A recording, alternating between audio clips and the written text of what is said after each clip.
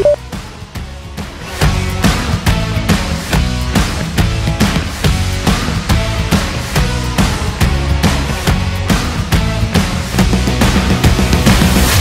आपण अर्थव्यवस्थेबाबतचे जे प्रश्न होते अर्थशास्त्राचे 51 ते 100 पर्यंतचे सर्व प्रश्न आपण आज बघणार आहोत। पहिला प्रश्न बघा, पुढील विधानांचा आपल्याला विचार करायचा आहे। अविधान बघा, आर्थिक असमानता मोजण्यासाठी उत्पन्न पंचम गुणोत्तरात एकूण लोकसंख्येच्या 20% सर्वाधिक श्रीमंत लोकांच्या सरासरी उत्पन्नाचे 20% सर्वाधिक गरीब लोकांच्या सरासरी उत्पन्नाशी गुणोत्तर मोजलं जातं का? तर बरोबर आहे। उत्पन्न पंचम गुणोत्तर नावातच आहे, 100चा 5वा भाग, बरोबर आहे की नाही? सर्वोच्च जे सर्वात श्रीमंत लोक आहेत त्यांचं म्हणजे सर्वात श्रीमंत लोकांच्या उत्पन्नाचं सर्वात गरीब लोकांच्या उत्पन्नाशी काय केलं जातं? तुलना केली जाते। म्हणून काय तुलना केली म्हणजेच काय? सापेक्ष दारिद्र्य मोजण्याचं उत्तम उदाहरण आपल्याला सांगता येईल। ब विधान बघा, पाल्मा गुणोत्तर काढताना देशाच्या एकूण लोकसंख्येपैकी 20% सर्वाधिक श्रीमंत लोकांच्या एकूण उत्पन्नाचे 40% सर्वाधिक गरीब लोकांच्या सरासरी उत्पन्नाशी गुणोत्तर मोजलं जातं का? तर या ठिकाणी चुकलेलं आहे, 20% नसून पाल्मा गुणोत्तरामध्ये 10% श्रीमंत लोकांच्या एकूण उत्पन्नाचे 40% सर्वाधिक गरीब लोकांच्या सरासरी उत्पन्नाशी गुणोत्तर मोजलं जातं। पाल्मा गुणोत्तर सुद्धा काय आहे की सापेक्ष दारिद्र्य मोजण्याचं उत्तम उदाहरण आपल्याला सांगता येईल। 52वा प्रश्न बघा, या प्रश्नाचं उत्तर काय असणार आहे? केवळ ब उत्तर जे आहे ते अयोग्य आहे। 52वा प्रश्न बघा, गिनी गुणांकाबाबत योग्य विधाने आपल्याला विचारात घ्यायची आहेत। गिनी गुणांकाद्वारा देशांची आर्थिक असमानता मोजली जाते का? तर बरोबर आहे। कॅरेडो गिनी यांनी 1912 मध्ये हा गुणांक जो आहे तो विकसित केला होता। ब विधान बघा, गिनी गुणांक मोजण्यासाठी जो आलेख काढला जातो त्यातील रेषेला लॉरेन्स वक्ररेषा असं म्हणतात का? तर बरोबर आहे, मॅक्स लॉरेन्स यांनी हा आलेख जो आहे तो विकसित केलेला आहे। जर हा सरळ रेषा असेल म्हणजे 45 अंशाची असेल तर काय असतं? उत्पन्नात समानता असते, यालाच आदर्श रेषा असं म्हणतात। परंतु जर ही वक्र झाली तर उत्पन्नात जेवढी वक्र होईल तेवढा उत्पन्नामध्ये असमानता आपल्याला दिसून येते। ब विधानही या ठिकाणी बरोबर आहे। क विधान बघा, गिनी गुणांक 0 ते 1 दरम्यान दर्शवला जातो का? तर इथपर्यंत बरोबर आहे, परंतु 1 म्हणजे देशात संपूर्ण आर्थिक समानता आहे की असमानता आहे? असमानता असायला पाहिजे होतं, म्हणून या ठिकाणी काय हे विधान चुकीचं आहे, क विधान। त्यामुळे आपल्याला काय विचारलेलं? योग्य विधानांची ओळख करायची होती। अ व ब केवळ 2 विधाने योग्य आहेत, क विधान चुकीचं आहे। 53वा प्रश्न बघा, जागतिक बँकेच्या व्याख्येनुसार ज्या व्यक्तीचे प्रतिदिन उत्पन्न $1.51, इथे $1.51 असायला पाहिजे होतं का? तर नाही, $1.9 असायला पाहिजे होतं। ज्या व्यक्तीचं प्रतिदिन $1.9 पेक्षा कमी उत्पन्न असेल तो व्यक्ती जो आहे तो गरीब आहे असं त्यांच्या व्याख्येनुसार त्यांनी संबोधलेलं आहे, बरोबर आहे, जागतिक बँकेच्या व्याख्येनुसार। तर ब विधान बघा, आशियाई विकास बँकेच्या व्याख्येनुसार ज्या व्यक्तीचे प्रतिदिन उत्पन्न $1.9 पेक्षा कमी, इथे $1.9 नसून $1.51 असायला पाहिजे होतं, तेव्हा ब विधान बरोबर असलं असतं, बरोबर आहे। अ विधान काय बरोबर नाही आणि ब विधानही बरोबर नाही, केवळ क विधान बरोबर आहे। भारत सरकारच्या नियोजन मंडळाने 1962 हे वर्ष अतिशय महत्वाचे केलेल्या व्याख्येनुसार दरडोई मासिक 20 रुपये खर्च करू न शकणारा व्यक्ती जो आहे, मासिक म्हणजे महिन्याचा 20 रुपये जो खर्च करू शकत नाही, 1962 मध्ये अशी व्याख्या नियोजन मंडळाने केली होती, म्हणून क विधान काय बरोबर असणार आहे। अयोग्य जोडी आपल्याला विचारली होती, केवळ क वगळता काय असणार आहे? अ व ब दोन्हीही विधाने चुकीची आहेत, म्हणजेच काय पर्याय क्रमांक 4 हे आपल्या प्रश्नाचं उत्तर असणार आहे। 54वा प्रश्न बघा, अयोग्य जोडी आपल्याला ओळखायची। निर्देशांक दिलेला आहे आणि प्रकाशन दिलेलं आहे। जागतिक स्पर्धात्मकता निर्देशांक म्हणजेच काय की हा कोण प्रकाशित करतं? जागतिक आर्थिक मंच प्रकाशित करतं का? WEF वर्ल्ड इकॉनॉमिक फोरम, तर बरोबर आहे। जागतिक स्पर्धात्मकता निर्देशांक 43वा क्रमांक लागतो आपला, 2020 मध्ये 43वा क्रमांक लागत होता, 2021च्या आकडेवारीनुसार 2020 मध्ये किती? 43वा क्रमांक लागत होता। जागतिक पासवर्ड निर्देशांक जो आहे आर्टक कॅपिटल जर्मन प्रकाशित करतं का? तर बरोबर आहे। व्हिसा ऑन अरायव्हल एकूण 28 देशांमध्ये आपण काय करू शकतो? व्हिसा ऑन अरायव्हल करू शकतो, बरोबर आहे। क विधान बघा, भारतीय लैंगिक सुरक्षा निर्देशांक कोण प्रकाशित करतं? तर केंद्रीय महिला व बाल विकास मंत्रालयाकडून प्रकाशित होतं का? तर बरोबर आहे। क ही अ ब आणि क तीनही जोड्या बरोबर आहेत। ड बघा, जागतिक मानवी भांडवल अहवाल या ठिकाणी चुकलेलं आहे, जागतिक आर्थिक मंच नसून प्रिंटिंग मिस्टेक झालेली आहे. वर्ल्ड बँक द्वारा जागतिक मानवी भांडवल अहवाल प्रकाशित केला जातो. 116वा क्रमांक लागतो आपला 2021च्या अहवालानुसार. 2020 मध्ये 116वा क्रमांक लागतो. वर्ल्ड बँकलाच काय म्हणतात, IBRD म्हणजेच काय, international bank for reconstruction and development. 1944च्या ब्रेटन वूड परिषदेमध्ये स्थापना झालेली आहे, म्हणजे घोषणा झाली होती आणि 1945 मध्ये स्थापना करण्यात आलेली आहे वर्ल्ड बँकेची. वॉशिंग्टन DC या ठिकाणी काय मुख्यालय आहे. तर प्रेसिडेंट कोण आहेत सध्याचे वर्ल्ड बँकेचे, डेव्हिड मालपास. या प्रश्नाचं उत्तर काय असणार आहे, वरीलपैकी एकही नाही. या ठिकाणी वर्ल्ड बँक असायला पाहिजे होतं, तेव्हा वरीलपैकी एकही नाही, हे उत्तर बरोबर आहे. 55वा प्रश्न बघा, 1969च्या औद्योगिक परवाना धोरणाबाबत विधानांचा आपल्याला विचार करायचा आहे. अविधान बघा, सुबिमल दत्त समितीच्या शिफारशीवरून 1969 मध्ये औद्योगिक परवाना धोरण जाहीर झालं होतं का. तर अगदी बरोबर आहे. सुबिमल दत्त समिती केव्हाची, 1969चीच आहे आणि यांनीच शिफारस केली होती. बघा, एकाधिकारशाहीला आवर घालण्यासाठी 1969 मध्ये सुबिमल दत्त समितीच्या शिफारशीवरून MRTP कायदा करण्यात आला होता का. Monopolise and restrictive trade practices act 1969चा आहे आणि अंमलबजावणी केव्हाची, 1 जानेवारी 1970ची आहे. या कायद्याची जर आपण पार्श्वभूमी बघितली, म्हणजे या कायद्याची गरज का पडली होती, तर दुसऱ्या औद्योगिक धोरणामध्ये 1956 मध्ये दुसरं औद्योगिक धोरण जाहीर झालं होतं. या धोरणानुसार आदेशात्मक नियोजनाचा आपण स्वीकार केला होता आणि एकूण उद्योगांचे किती सूच्या केल्या होत्या, अ, ब व क. अ सूचीमध्ये एकूण किती, 17 उद्योग होती. ब सूचीमध्ये एकूण 12 उद्योग होती. तर क सूचीमध्ये जे अ व ब मध्ये नाहीत त्या उद्योगांचा समावेश क सूचीमध्ये करण्यात आला होता आणि या क सूचीसाठी परवाना कंपल्सरी करण्यात आला होता. या परवाना देतानाही तत्कालीन सरकारकडून जे आहे मोठ्या प्रमाणात काय होत होतं, राजकारण होत होतं. काही औद्योगिक घराणे आणि राजकीय घराणे यांनाच परवाने दिले जायचे, त्यामुळे काय आर्थिक सत्ता केंद्रित होत होती. म्हणून MRTP ऍक्ट आणला होता आणि या MRTP ऍक्ट नुसार काय होतं, 5 कोटी रुपयांपेक्षा अधिक गुंतवणूक करणारे उद्योग जे उच्च गुंतवणूक क्षेत्रात टाकण्यात आले होते. 35 कोटी रुपयांपेक्षा अधिक भांडवल मालमत्ता असलेले उद्योग जे आहेत त्यांना मोठे उद्योग क्षेत्रामध्ये टाकण्यात आलं होतं आणि यांना काय करण्यात आलं होतं, परवाना मुक्त करण्यात आलं होतं. आणि 100 कोटींपेक्षा अधिक उद्योग, भांडवली मालमत्ता असलेले उद्योग जे आहेत त्यांना काय करण्यात आलं होतं, कंपल्सरी परवाना करण्यात आलं होतं. पुढे MRTPच्या जागेवर काय आलं, 2002 मध्ये कॉम्पिटिशन ऍक्ट आला होता. 2002 मध्ये कॉम्पिटिशन ऍक्ट आला होता. या प्रश्नाचं उत्तर काय असणार आहे, वरीलपैकी सर्व विधाने बरोबर आहेत. पर्याय क्रमांक 4 हे या प्रश्नाचं उत्तर आहे. पुढचा प्रश्न बघायचा आहे आपल्याला. खालील विधानांचा विचार करून योग्य विधाने आपल्याला ओळखायची. भांडवलशाही अर्थव्यवस्थेला लेजेस फेअर अर्थव्यवस्था असे म्हणतात का, तर अगदी बरोबर आहे. मुक्त अर्थव्यवस्था, लेजेस फेअर अर्थव्यवस्था किंवा कॅपिटलिस्ट इकॉनॉमी, ह्या सर्वांना काय म्हटलं जातं, भांडवलशाही अर्थव्यवस्था असं म्हटलं जातं. केव्हा आपल्या भारतामध्ये अस्तित्वात होती, 8 एप्रिल 1948 पूर्वी. म्हणजेच काय, पहिला औद्योगिक धोरण केव्हा जाहीर झालं, 8 एप्रिल 1948 ला जाहीर झालं होतं. त्याच्यापूर्वी आपल्या भारतामध्ये मुक्त अर्थव्यवस्था अस्तित्वात होती, परंतु 8 एप्रिल 1948च्या पहिल्या औद्योगिक धोरणानुसार मग आपण मिश्र अर्थव्यवस्थेचा स्वीकार केला होता. तर अविधान अगदी बरोबर आहे. ब विधान बघा, भांडवलशाही अर्थव्यवस्थेत वस्तू व सेवा यांचे उत्पादन, त्यासाठी उद्योग उपक्रम सुरू करणे, त्यांच्या किमती, त्यांची विक्री व्यवस्था इत्यादींबाबतचे सर्व निर्णय सरकार घेतं का, तर नाही.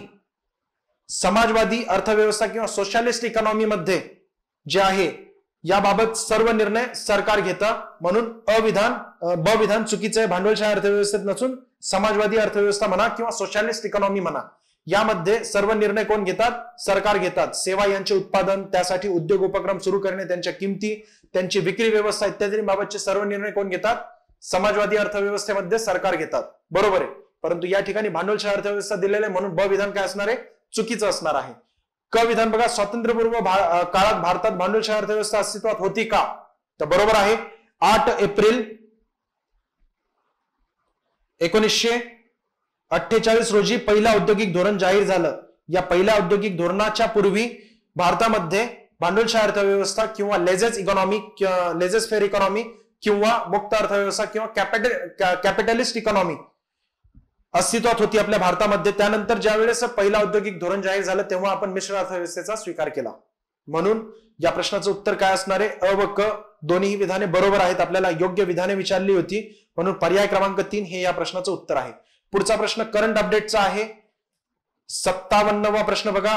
IFSC इंटरनॅशनल सर्व्हिस या ठिकाणी मध्ये टायपिंग मिस्टेक राहिलेली आहे. International service financial centres authority असायला पाहिजे होतं. International financial service centre authority असं असायला पाहिजे होतं. तर बाबत आपल्याला खालील विधाने विचारात घ्यायची आहेत. बघा, the international financial service centres authority act 2019 द्वारा IFSC ची स्थापना करण्यात आलेली आहे का? आंतरराष्ट्रीय वित्तीय सेवा केंद्रीय प्राधिकरणाची स्थापना करण्यात आली आहे का? तर बरोबर इथपर्यंत. परंतु स्थापना मुंबईमध्ये करण्यात आली होती की गांधीनगरमध्ये? गांधीनगरमध्ये करण्यात आली होती. पूर्वी प्रस्तावित होती मुंबईमध्ये, परंतु स्थापना कुठे? गांधीनगरमध्ये करण्यात आली. 27 एप्रिल 2020 रोजी IFSC ची स्थापना करण्यात आलेली आहे. त्यामुळे अविधान चुकीचे. या ठिकाणी मुंबई नसून गांधीनगर असायला पाहिजे होतं. बघा, प्राधिकरणात केंद्र सरकारद्वारा नियुक्त अध्यक्षांसह 7 सदस्यांचा समावेश असतो का? तर अगदी बरोबर आहे. हे 7 सदस्य कोण असतात? RBI, सेबी, इरडाई, PFRDA यांचे प्रत्येकी 1, तर केंद्रीय अर्थ मंत्रालयाचे 2 अधिकारी आणि उर्वरित 2 शोध समितीचे सदस्य असतात. शोध समितीद्वारा नियुक्त केलेले सदस्य असतात. अशा प्रकारे एकूण 8 सदस्य यांमधून आणि 1 अध्यक्ष असतात. अशा प्रकारे अध्यक्षांसह 9 सदस्यांचा समावेश या प्राधिकरणात IFSC मध्ये म्हणजेच कुठे? The international financial service authority यामध्ये असतो. म्हणून ब विधान काय असणार आहे? बरोबर असणार आहे. क विधान बघा, सायरस मिस्री समिती केव्हाची? 2007 ची समिती आहे ही. या समितीने काय शिफारस केली होती की क्रॉस बॉर्डर वित्तीय व्यवस्थेसाठी एखादी संस्था असावी. त्यांच्या शिफारशीवरूनच IFSC ची स्थापना करण्यात आलेली आहे. म्हणून क विधान काय असणार आहे? बरोबर असणार आहे. सायरस मिस्री समिती यासाठी महत्वाची आहे. 2007 ची ही समिती होती. ब व क दोन्ही विधाने बरोबर आहेत. आपल्याला अयोग्य विधान ओळखायचं होतं, म्हणून केवळ अविधान काय असणार आहे? अयोग्य. पर्याय क्रमांक 1 हे या प्रश्नाचं उत्तर आहे. पुढचा प्रश्न अतिशय महत्वाचा आहे. 58वा अनेक वेळा परीक्षांमध्ये आलेला आहे प्रश्न हा. अर्थव्यवस्थेतील आर्थिक क्रियांची क्षेत्रीय रचना आपल्याला दिलेली आहे. बघा, प्राथमिक क्षेत्रामध्ये काय येणार आहे? कृषी व संलग्न क्षेत्र. च 4 येणार आहे. द्वितीय क्षेत्रामध्ये काय येणार आहे? तर वीज निर्मिती, पाणी पुरवठा किंवा उद्योग क्षेत्र जे आहे ते द्वितीय क्षेत्रामध्ये येतं. नैसर्गिक उत्पादनांचे रूपांतर इतर उत्पादनात ज्या क्षेत्रामध्ये केलं जातं त्याला द्वितीय क्षेत्र असं म्हटलं जातं. क विधान बघा, क च काय असणार आहे? चतुर्थ क्षेत्र. या ठिकाणी थोडीशी मिस्टेक झालेली आहे. आरोग्य सेवा जी आहे तर यात काय असायला पाहिजे होतं की माहिती आधारित आरोग्य सेवा, कंसात माहिती आधारित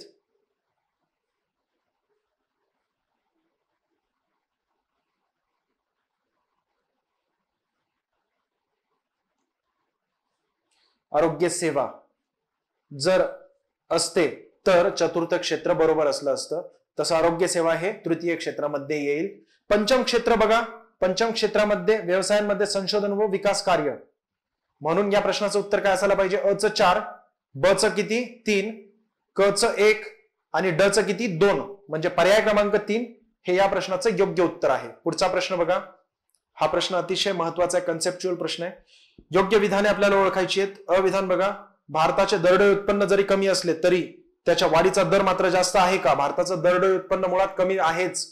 त्याचं कारण काय? लोकसंख्या फार मोठ्या प्रमाणात वाढत आहे आणि लोकसंख्येच्या दृष्टीने सद्यस्थितीमध्ये आपण दुसऱ्या क्रमांकाचा देश आहे. जरी आपण GDP आपला बघितला, GDPची तुलना केली तरी तर आपण एकूण सर्व देशांमध्ये 4थ्या क्रमांकावर येतो. याच वर्षी आपण रशियाला मागे टाकलेलं आहे. आपली अर्थव्यवस्था 4थ्या क्रमांकाची आहे. तरी सुद्धा लोकसंख्या जास्त असल्यामुळे आपलं काय? दरडोई उत्पन्न कमीच असतं. कारण काय की एकूण जे आपलं राष्ट्रीय उत्पन्न आहे त्याला छेद लोकसंख्या केलं तर दरडोई उत्पन्न मिळतं किंवा पर कॅपिटा इन्कम मिळतं. बरोबर आहे. अविधानामध्ये काय दिलंय? भारताचे दरडोई उत्पन्न कमी आहेच, त्याच सोबत त्याच्या वाढीचा दरही कमी आहे. किती येतो? 4.6 आहे सध्या. 1980च्या पूर्वी तर किती होता? ग्रोथ रेट 3.5 होता जीडीपीचा. तर वाढीचा दर किती होता? 1.3% होता केवळ. म्हणजे अविधान काय असणार आहे? या ठिकाणी चुकीचं असणार आहे. भारताचे दरडोई उत्पन्न कमी आहे, त्याच सोबत त्याच्या वाढीचा दरही कमी आहे. रंजन कोळंबे सरांचं जे पुस्तक आहे त्यामधील प्रकरण 2 मध्ये बऱ्यापैकी आकडेवारी दिलेली आहे. 1951 पासून ते आतापर्यंतची आकडेवारी दिलेली आणि कम्पेअर केलेलं आहे. बऱ्यापैकी एमपीएससी काय करते? अशाच प्रकारचे सुंदर वाक्य बनवते. आकडेवारी जरी आपल्याला अभ्यासासाठी दिलेली असेल तरी सुद्धा आपण त्या आकडेवारीला पाठांतर करणं गरजेचं नाहीये. केवळ आपण तुलना करून अभ्यास केला तर अशा प्रकारचे जे वाक्य आहेत किंवा विधानं आहेत ते आपले चुकणार नाहीत. अविधान या ठिकाणी चुकीचं आहे. ब विधान बघा, 1950च्या दशकापासून 1980च्या दशकापर्यंत जीडीपीच्या वाढीचा दर किती होता? 3.5% होता. इथपर्यंत वाक्य काय बरोबर आहे? 3.5% होता का? तर बरोबर आहे. यालाच काय म्हणतात? हिंदू वृद्धी दर असं म्हणतात. 1950 ते 1980 किती वर्षात? 3 वर्षांमध्ये केवळ जीडीपीचा वृद्धी दर किती होता? 3.5% होता. पुढचं वाक्य बघा, जरी असलं तरी 1980 या वर्षी दरडोई उत्पन्न आजच्या तुलनेत 2019 जास्त होता का की कमी होता? चुकीचं आहे.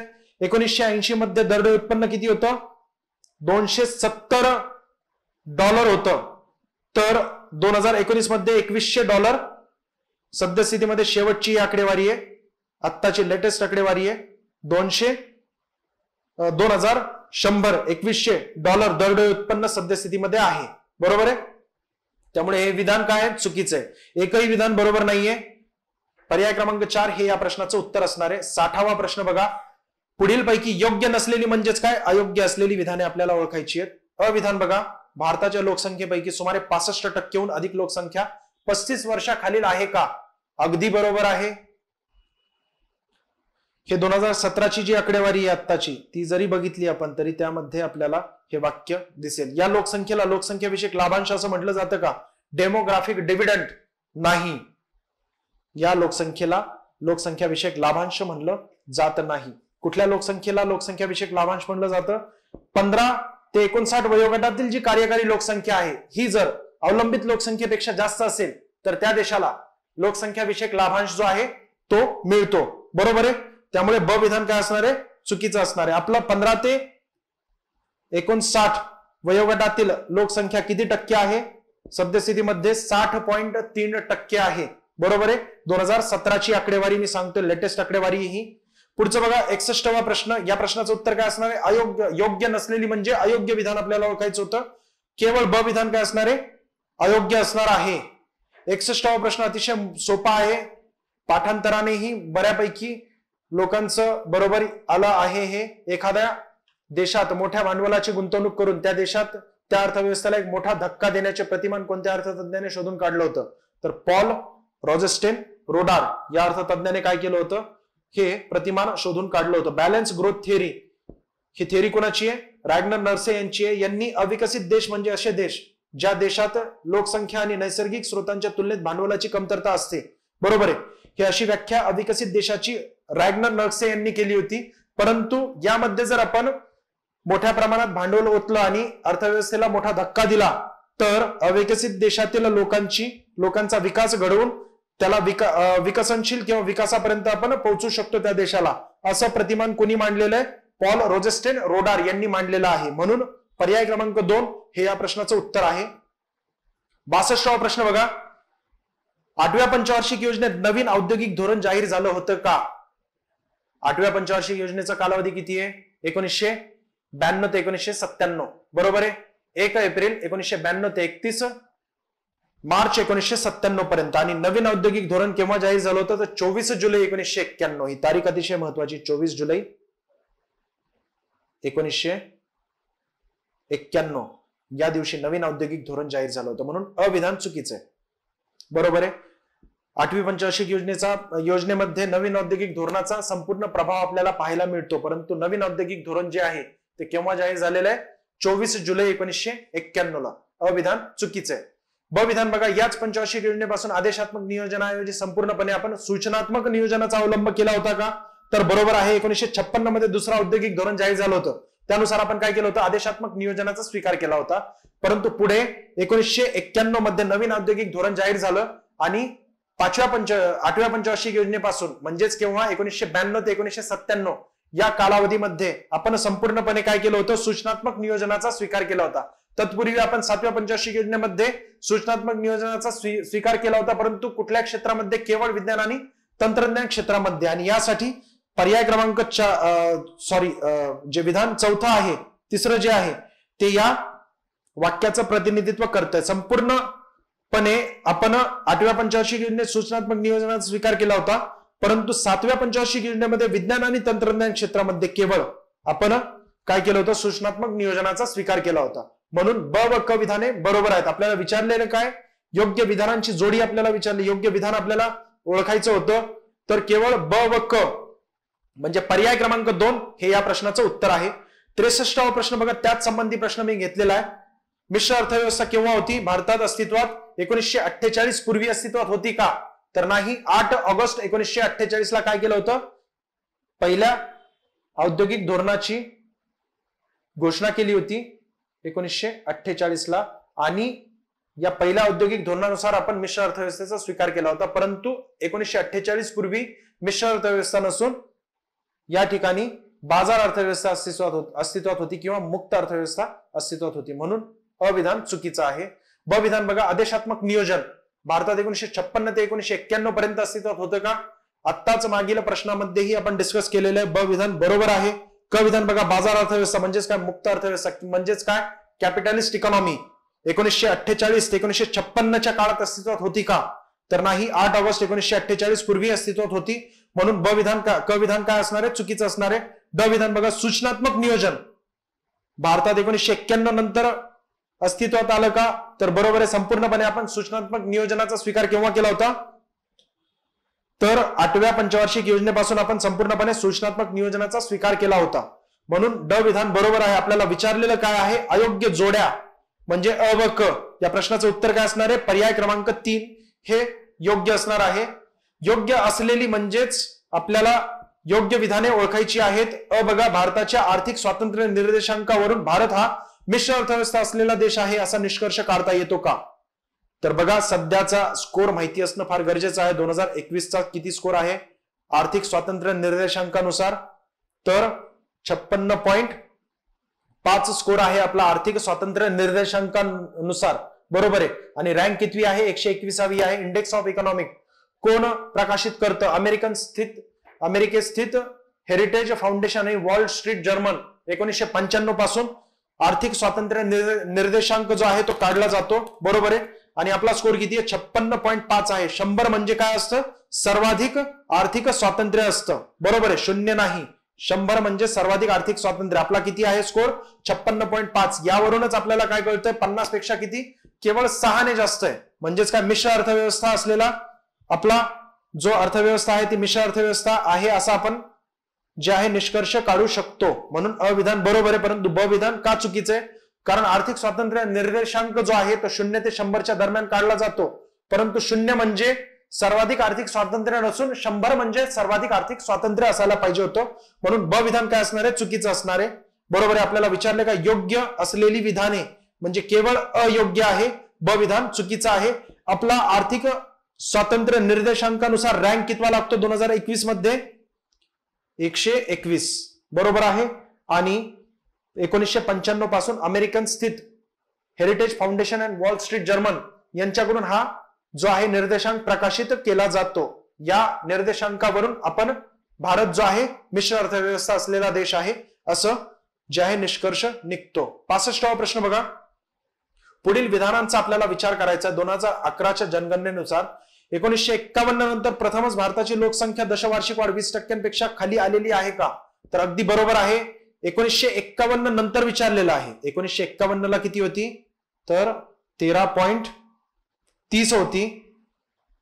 दशवार्षिक वाढ झाली होती केवळ 13.30%. परंतु 1951 नंतर मोठ्या प्रमाणात लोकसंख्या दशवार्षिक वाढ जी आहे ती वाढत गेली होती आणि सर्वाधिक जी आहे 1971 ला झाली होती. 1951 पासून ते 2011 पर्यंतचा जर आपण विचार केला तर सर्वाधिक किती झाली होती? 1971 ला 24.80% वाढ झाली होती. त्यानंतर उतरता आलेख दिसून येतो आपल्याला. 1981 ला 24.66% दशवार्षिक वाढ झाली. 1991 ला किती झाली होती? तर 23.87%. 2001 मध्ये 21.54%. 2011 मध्ये 17.7. म्हणजेच काय आहे की 1951 नंतर पहिल्यांदाच 20% खाली दशवार्षिक वाढ आलेली आहे, म्हणून अविधान काय असणार आहे? बरोबर आहे. बरोबर. 1951 नंतर विचारलेलं आहे. जर 1951 हे वर्ष सुद्धा इन्क्लूड केलं म्हणजे 1941 ते 51 तर सर्वात कमी दशवार्षिक वाढ केव्हा झालेली? 1951. म्हणजे या 1941 ते 1951 या 10 वर्षांमध्ये झालेली किती? 13.30 सर्वात कमी. आणि त्यानंतर मग 2011 मध्ये सर्वात कमी झालेली 17.7% दशवार्षिक वाढ झालेली आहे. 17.7% अनेक वेळा प्रश्न विचारलेला आहे, कंबाईन मध्येही विचारला होता. हा आकडा पाठ करणं गरजेचं आहे. ब बघा, भारताचा एकूण जनन दर टोटल फर्टिलिटी रेट महाराष्ट्राच्या एकूण जनन दरापेक्षा कमी आहे का? 2017ची आत्ताची लेटेस्ट अपडेट सांगतोय मी तुम्हाला. किती आहे भारताचा? 2.2. परंतु 2011चं जर विचारलं तर किती आहे? तिथे वर्ष दिलेलं असतं. 2011 जर दिलेलं असेल तर 2.4 आहे. महाराष्ट्राचा किती आहे? 2011च्या जनगणनेनुसार 1.8 आहे. परंतु जर 2017चा जर आपण बघितलं आकडेवारी तर किती आहे? 1.7. म्हणजे बघा, 2.2 भारताचा आणि 1.7 महाराष्ट्राचा. आता तुम्ही सांगा, भारताचा एकूण जनन दर महाराष्ट्राच्या एकूण जनन दरापेक्षा कमी आहे का?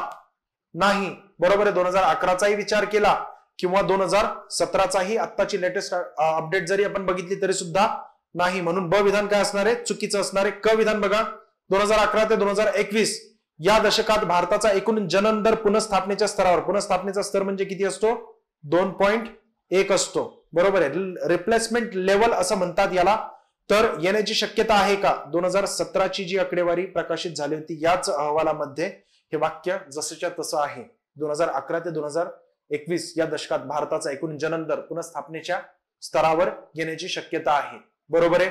ते आपण 2021च्या जनगणने नंतर आपल्याला प्रत्यक्षात पाहायला मिळेल. पुढचं बघा, या प्रश्नाचं उत्तर काय असायला पाहिजे?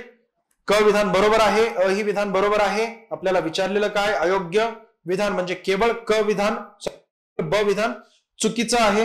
म्हणून पर्याय क्रमांक 1 हे उत्तर बरोबर असणार आहे. 66वा प्रश्न बघा, 2019-20 या आर्थिक वर्षात भारताच्या व्यापाराबाबत केंद्रीय वाणिज्य उद्योग मंत्रालयाच्या आकडेवारीनुसार चीन हा भारताचा अव्वल व्यापारी भागीदारी देश आहे का? तर नाही. अमेरिका आत्ता 2019-20 च्या आकडेवारीनुसार झालेला आहे. पण तो केव्हा, कुठल्या आर्थिक वर्षामध्ये? 2018-19च्या आर्थिक वर्षामध्ये जो आहे अमेरिकेने चीनला मागे टाकलेले. 2013 ते 2018 मध्ये अव्वल व्यापारी भागीदारी देश कोण होता? आपला चीन होता. 2013 पूर्वी कोण होता? तर UAE होतं. बरोबर आहे. त्यामुळे अविधान काय असणार आहे? चुकीचं असणार आहे. ब ही विधान चुकीचं आहे. या ठिकाणी चीन नसायला पाहिजे आणि या ठिकाणी काय असायला पाहिजे? चीन असायला पाहिजे आणि अमेरिका असं पर्यायात चेंज जर केलं असतं किंवा असा पर्याय असला असता तर ब विधान बरोबर असलं असतं. अमेरिकेने 2018-19 या आर्थिक वर्षामध्ये चीनला मागे टाकून भारताचा सर्वोच्च व्यापारी भागीदारी देश असल्याचं सिद्ध केलेलं आहे. बरोबर आहे हे. परंतु या ठिकाणी चीन आणि अमेरिका असं दिल्यामुळे ब ही विधान चुकीचं आहे. क विधान बघा, चीन हा देश 2013 ते 2018 पर्यंत भारताचा सर्वोच्च व्यापारी भागीदारी देश होता का? आत्ताच मी तुम्हाला सांगितलं 2013 ते 2018 चीन होता. 2013 पूर्वी कोण होता? सौदी अरेबिया नसून सौदी अरेबिया चौथ्या क्रमांकावर UAE. बरोबर आहे. हा होता संयुक्त अरब अमिरात. आणि आता सद्यस्थितीमध्ये कोण आहे? अमेरिका आहे. आत्ताचा क्रम जर आपण बघितला सध्याचा तर फर्स्ट अमेरिका आहे, सेकंड चीन, थर्ड आहे संयुक्त अरब अमिरात, फोर्थ आहे सौदी अरेबिया आणि फिफ्थ आहे हाँगकाँग, ज्यांच्या सोबत भारताचा सर्वोच्च व्यापार होतो. भागीदारी देश हे पहिले 5 सांगितले मी तुम्हाला. क बघा, क बरोबर आहे. केवळ क च विधान योग्य आहे. आपल्याला योग्य विधानांची ओळख करायची होती म्हणून केवळ क विधान योग्य असणारे. पर्याय क्रमांक 2. 67वा प्रश्न बघा, पुढील घटना कोणत्या पंचवार्षिक योजनामध्ये घडल्या होत्या हे आपल्याला ओळखायचंय. अ बघा, दुसऱ्यांदा भारताचा व्यापार तोल अनुकूल राहिला होता. बरोबर आहे. केव्हा राहिला होता? 1976-77 मध्ये राहिला होता. आणि पहिल्यांदा 104 कोटीने व्यापार तोल अनुकूल राहिला होता. तो किती? 1972-73 या वर्षी पहिल्यांदा व्यापार तोल अनुकूल राहिला होता 104 कोटीने. आणि दुसऱ्यांदा व्यापार तोल अनुकूल किती राहिला होता? 86 कोटीने. म्हणजे अविधान जे आहे ते कुठल्या पंचवार्षिक योजनेत ते ओळखायचंय. ब बघा, पहिले राष्ट्रीय लोकसंख्या धोरण केव्हा जाहीर झालं होतं? 16 एप्रिलला जाहीर झालं होतं 1976 मध्ये. तारीख महत्वाची आहे. क बघा, जमिनीचे वाळवंटीकरण नियंत्रण आणण्यासाठी वाळवंट विकास कार्यक्रम म्हणजेच काय? डेझर्ट डेव्हलपमेंट प्रोग्राम अतिशय महत्वाचा आहे. एक ते 2 वेळेस प्रश्न विचारून झालेले आहेत. या प्रोग्रामवर विचारण्याची शक्यता. DPAP वरही प्रश्न विचारलेला आहे. DPAP drought prone area programme. बरोबर आहे. तर तोही प्रश्न मी पुढे घेतलेला आहे. तर क विधान, जमिनीचे वाळवंटीकरण नियंत्रण आणण्यासाठी वाळवंट विकास कार्यक्रम केव्हा? तर 77-78 मध्ये हा कार्यक्रम जो आहे सुरू करण्यात आला होता. सर्वात मोठी मिनी कॉन्स्टिट्यूशन सगळ्यांना माहिती असेल, 42वी घटना दुरुस्ती संसदेने मान्यता केव्हा दिली होती? 2 नोव्हेंबर 1976 मध्ये. या सर्व घटना ज्या आहेत त्या कोणत्या पंचवार्षिक योजनेमध्ये घडल्या होत्या असा आपल्याला प्रश्न विचारलेला. तर एकमेव अशी पंचवार्षिक योजना आहे जी 5 वर्षांसाठी राबवायची होती, परंतु ती 4च वर्ष चालली. कुठली पंचवार्षिक योजना आहे? 1976 ते 1974 ते 78 हा या पंचवार्षिक योजनेचा कार्यकाळ आहे, 5वी पंचवार्षिक योजना. त्यानंतर 78 नंतर मोरारजी देसाई सरकार आलं. त्यांनी काय केलं होतं? ही योजना गुंडाळली आणि सरकती योजना चालू केली होती 2 वर्षांच्या. आणि सरकती योजनेचे जे उपाध्यक्ष होते ते कोण होते? लकडावाला होते, DT लकडावाला. बरोबर आहे. पुढचा प्रश्न आपल्याला बघायचा आहे. भारतीय नाणे बाजाराबाबत विधानांचा आपल्याला विचार करायचा. सर्व प्रकारचे बँक व्यवहार आणि 13 महिन्यांपेक्षा कमी मुदतीचे व्यवहार नाणे बाजारात होतात का? तर अगदी बरोबर प्रश्न विधान आहे. बघा, उद्योग ते गुंतवणूकदार व्यवहार ज्या बाजारात होतात त्याला काय म्हणतात? औद्योगिक नाणे बाजार म्हणतात का? तर अगदी बरोबर आहे. बँक ते बँक व्यवहार ज्या बाजारात होतात त्याला काय म्हणतात? मागणी देय, सूचना देय नाणे बाजार असं म्हणतात किंवा मुदत देय नाणे बाजार असं म्हणतात. शासन ते गुंतवणूकदार व्यवहार ज्या बाजारात होतात त्यांना काय म्हणतात? शासकीय नाणे बाजार असं म्हणतात. क विधान बघा, बँक बाजार व सर्व उपबाजार यांबाबत नाणे बाजारावर सर्वोच्च नियंत्रण भारत सरकारचे असते का? चुकीचं आहे, RBI चे असते. म्हणून क विधान काय असणार आहे? चुकीचं असणार आहे. अ व ब केवळ 2च विधाने योग्य आहेत. अयोग्य असलेली विधाने म्हणजेच काय असणार आहे? केवळ क वगळता सर्व. पर्याय क्रमांक 2 हे या प्रश्नाचं उत्तर आहे. गुणोत्तराबाबत अयोग्य विधान आपल्याला ओळखायचंय. कासा गुणोत्तर म्हणजेच काय? करंट अकाउंट सेविंग अकाउंट गुणोत्तर म्हणजे चालू आणि बचत खात्यातील ठेवींची एकूण ठेवींची असलेले प्रमाण असतं का? तर बरोबर आहे.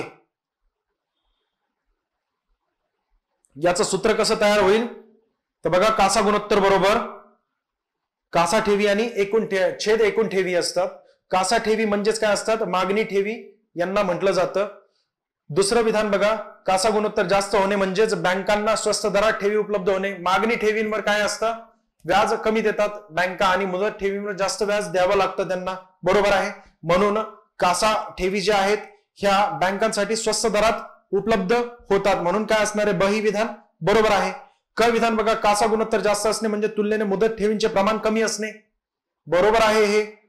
याचा बँकांच्या तरलतेवर अनुकूल परिणाम होतो का? मुदत ठेवी आवश्यक असतात. मुदत ठेवी आवश्यक असतात, परंतु कासा ठेवी जर जास्त झाल्या याचाच अर्थ काय असणार आहे? मागणी ठेवींचं प्रमाण जास्त झालं आणि मागणी ठेवी जास्त गरजेची नसते. बरोबर आहे. तरलतेसाठी बँकांना मुदत ठेवी आवश्यक असतात, म्हणून या ठिकाणी अनुकूल नसून प्रतिकूल परिणाम होतो. बरोबर आहे. क विधान चुकीचं आहे. अ व ब बरोबर आहेत. अयोग्य विधाने आपल्याला ओळखायची होती, म्हणून अ व ब बरोबर, क विधान चुकीचं. केवळ क. पर्याय क्रमांक 4 हे या प्रश्नाचं उत्तर असणार आहे. पुढचा प्रश्न बघा.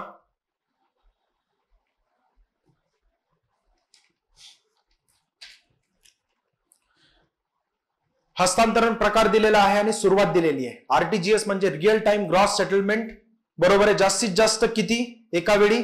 तर लिमिट नाही हस्तांतरणाची RTGS द्वारा, परंतु कमीत कमी 2 लाख रुपये हस्तांतरण करावे लागतात एका वेळी RTGSचं. आणि सुरुवात केव्हा झालेली आहे? 2005 मध्ये झालेली आहे RBI द्वारा. बरोबर आहे. त्यानंतर नेफ्ट म्हणजे नॅशनल इलेक्ट्रिक फंड ट्रान्सफर. या ठिकाणी फंड असायला पाहिजे होतं. नॅशनल इलेक्ट्रिक फंड ट्रान्सफर याची सुरुवात केव्हा झालेली? 2005 मध्ये झाली. कमीत कमी 1 रुपये, तर जास्तीत जास्त लिमिट नाही हस्तांतरणाची. बरोबर आहे. त्यामुळे ब च 2 असणार आहे. 2005 मध्ये RBI द्वारा सुरुवात झालेली आहे. IMPS इमिजिएट पेमेंट सर्व्हिस 2010 मध्ये सुरुवात झाली होती. कमीत कमी 1 रुपये, तर जास्तीत जास्त किती? कमाला 2 रुपये हस्तांतरित करता येतात. 2010 मध्ये NPCI द्वारा सुरुवात झालेली आहे. NPCI म्हणजेच काय? National payment corporation of India. स्थापना 2008 ची आहे. बरोबर. UPI युनिफाईड पेमेंट सर्व्हिस याची सुरुवात 2016 मध्ये झाली होती. NPCI द्वारा, इथे L नाहीये, NPCI द्वारा सुरुवात झाली होती 2016 मध्ये. कमीत कमी 1 रुपये, तर जास्तीत जास्त आपण 1 लाख रुपयांपर्यंत हस्तांतरण करू शकतो. या प्रश्नाचं उत्तर काय असायला पाहिजे? अ च 4, ब च 2, क च 3 आणि ड च किती असेल? 1 असेल. बरोबर आहे. म्हणून पर्याय क्रमांक 3 हे योग्य असणार आहे. बरोबर आहे. पुढील प्रश्न बघा 71वा. पुढील विधानांचा आपल्याला विचार करायचा आहे. अ बघा, प्रादेशिक ग्रामीण बँका म्हणजेच काय? RRB रिजनल रुरल बँक स्थापनेची शिफारस कोणी एम नरसिंहन समितीने केली होती का? तर बरोबर आहे, 1975 मध्ये ग्रामीण बँकांचा कार्यगट स्थापन करण्यात आला होता आणि त्याचे अध्यक्ष कोण होते? एम नरसिंहन हे होते आणि यांनीच शिफारस केली होती आरबीआयची. त्यांनी एकूण 2 उद्देश सांगितले होते, 2 हेतू सांगितले होते RRB स्थापन करण्यामागचे. तर त्याबाबत ब चं विधान बघा, अविधान बरोबर आहे. ब बघा, सहकारी बँकांप्रमाणे या बँकांनी स्थानिक गरजांवर लक्ष केंद्रित करावे हा एकमेव हेतू होता का? तर नाही. सहकारी बँकांप्रमाणे स्थानिक गरजांवर लक्ष केंद्रित करावे हा एक हेतू होता आणि दुसरं काय की व्यापारी बँकांप्रमाणे काय करावे? व्यावसायिक बनावे. बरोबर आहे, हा दुसरा एक हेतू होता. म्हणून ब विधान काय असणार आहे? चुकीचं असणार आहे. RRBची स्थापना करण्यात आली होती या 2 उद्देशांवरून. ब विधान चुकीचं आहे. क बघा, समितीच्या शिफारशीवरून 15 ऑगस्ट 1975 रोजी पहिल्या 5 प्रादेशिक ग्रामीण बँकांची स्थापना करण्यात आली होती का? तर चुकीचं आहे. 15 ऑगस्ट 1975 नसून 2 ऑक्टोबर 1975 रोजी काय करण्यात आलं होतं? 5 प्रादेशिक ग्रामीण बँकांची स्थापना करण्यात आली होती. या 5 प्रादेशिक ग्रामीण बँकांपैकी एकही बँक आपल्या महाराष्ट्रात स्थापन करण्यात आली नव्हती. बरोबर आहे. सद्यस्थितीमध्ये 2 प्रादेशिक ग्रामीण बँका ज्या आहेत त्या आपल्या भारतामध्ये आहेत. तर एकूण संपूर्ण भारतामध्ये 43 प्रादेशिक ग्रामीण बँका आहेत. विचारला जाऊ शकतो यावरही प्रश्न. 43 आणि महाराष्ट्रात किती आहेत? 2 आहेत. कुठल्या 2? महाराष्ट्र ग्रामीण बँक आणि विदर्भ ग्रामीण बँक. ह्या 2 ग्रामीण बँका ज्या आहेत आपल्या महाराष्ट्रामध्ये प्रादेशिक ग्रामीण बँका आहेत सद्यस्थितीमध्ये. योग्य जोड्या आपल्याला जुळवायच्यात. कार्यगट दिलेला आहे. या प्रश्नाचं उत्तर काय असायला पाहिजे? ब चुकीचा आहे आणि क ही चुकीचा आहे. अ केवळ बरोबर आहे. योग्य विधानांची ओळख करायची होती. केवळ अ पर्याय क्रमांक 3 हे या प्रश्नाचं उत्तर आहे. 72वा प्रश्न बघा, योग्य जोड्या लावायच्यात. अलग कार्यगट दिलेला आहे 1979 चा. यांच्यानुसार 1973-74 मध्ये किती दारिद्र्य आढळलं होतं? 54.9% दारिद्र्य आढळलं होतं. अ च बघा 3 योग्य असणार आहे. या कार्यगटाने प्रथम दरडोई प्रतिमाह खर्च ही संकल्पना मांडली होती. बरोबर आहे. ब बघा, लकडावाला समिती 1993 नसून 1989 ची आहे. टायपिंग मिस्टेक झाली इथे, 1989 करून ठेवा. या कार्यगटाने एकूण 1977-78 मध्ये 51.33% यांना दारिद्र्य आढळलं होतं. त्यानंतर 1983 मध्ये 44.5% दारिद्र्य आढळलं होतं. 1987-88 मध्ये एकूण 38.9% दारिद्र्य आढळलं होतं आणि 1993-94 मध्ये 36% दारिद्र्य आढळलं होतं. यातही कसं आहे, कमी कमी होत आहे लकडावाला समितीनुसारही दारिद्र्याचं प्रमाण. तर लकडावाला समितीने काय केलं होतं? महत्वाचं वैशिष्ट्य काय लकडावाला समितीचं? प्रथमच राष्ट्रीय रेषा आणि राज्यांची रेषा वेगवेगळी निश्चित केली होती. अतिशय महत्वाचा पॉइंट आहे. आतापर्यंत या पॉइंटवर प्रश्न विचारलेले नाहीत, त्यामुळे मी हे जे आहे जोड्या लावामध्ये घेतलेलं आहे. दांडेकर व रथ यांचं वैशिष्ट्य काय सांगता येईल? 1960-61 मध्ये स्थापन झालेली ही समिती आहे. प्रतिदिन कॅलरी हा निकष सर्वप्रथम कोणी? दांडेकर व रथ यांनी मांडला होता. किती? 2250 कॅलरी. म्हणजे शहरी आणि ग्रामीण दोन्हींसाठी एकच. जो व्यक्ती 2250 कॅलरी आपल्या अन्नामधून मिळू शकत नाही तो काय आहे? दारिद्र्य रेषेखालील गणला जाईल. तर यांच्यानुसार एकूण 1968-69 मध्ये 50.6% दारिद्र्य त्यांना आढळलं होतं. म्हणजे 50% पेक्षा जास्त, निम्म्यापेक्षा जास्त दारिद्र्य यांना भारतामध्ये आढळलं होतं. ड जे आहे, ड च काय येणार आहे? पी.के. बर्मन 1962. ड च 2 येणार आहे. यांनी प्रथमच शेतमजुरांसाठीच्या किंमत निर्देशांकाचा वापर खर्चाची पातळी तसेच महागाई ठरवण्यासाठी केला होता. त्यामुळे अ च 3 आहे, ब च किती? 4, क च किती आहे? 1, तर ड च 2 असणार आहे. यानुसार पर्याय क्रमांक 3 हे या प्रश्नाचं उत्तर आहे. पी.के. बर्मन समिती जी आहे यांनी 1968-69 मध्ये दारिद्र्य रेषेनुसार यांना किती आढळलं होतं? 47.5% दारिद्र्य आपल्या भारतामध्ये आढळलं होतं. 1962 ची समिती आहे. 73वा प्रश्न बघा, औद्योगिक उत्पादनाच्या निर्देशांकाबाबत आपल्याला अयोग्य विधान ओळखायचं आहे. औद्योगिक उत्पादन म्हणजे काय? IIP index of industrial production. हा देशातील उत्पादनांच्या आकारमानातील बदल मोजतो का? बरोबर आहे. IIP उत्पादनात क्षेत्राचे वास्तविक चित्र प्रदर्शित केले जाते का? तर बरोबर आहे, कारण किमतीच्या चढ उताराची त्रुटी यामध्ये नसते. क विधान बघा, केंद्रीय सांख्यिकी संस्था म्हणजे CSO सेंट्रल स्टॅटिस्टिक ऑर्गनायझेशन स्थापना केव्हाची आहे? CSO ची 1951 ची स्थापना आहे. दरवर्षी IIP मोजत असते का?